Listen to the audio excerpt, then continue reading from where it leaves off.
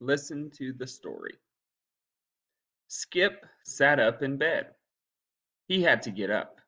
He had a big quiz in math, and he did not want to miss the bus. He had not slept well.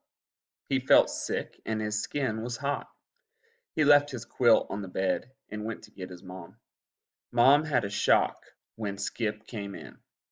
He had a red rash on his neck. "Back to bed, Skip," said Mom.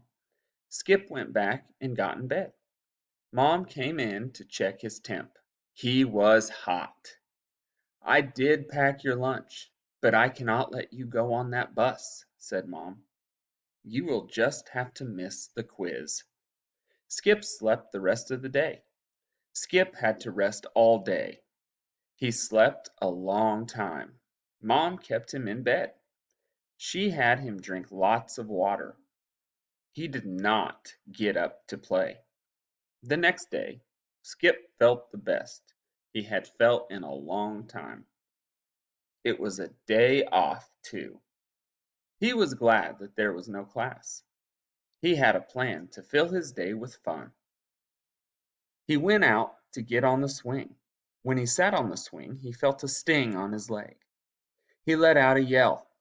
He swung at the bug and fell off the swing. Now there was a bump on his chin, and his leg began to swell. He did not get up fast. He swept the dust off his legs. The bump on his chin felt big, and his leg stung. He had to limp back in. "Mom, I think I need help," he said. "That is a bad cut, Skip. I will get the stuff to put on it." "Did you fall?" asked Mom. "Yes, I fell," said Skip, "but I also got stung by a bug. I think I should get back in bed. I am not having much luck."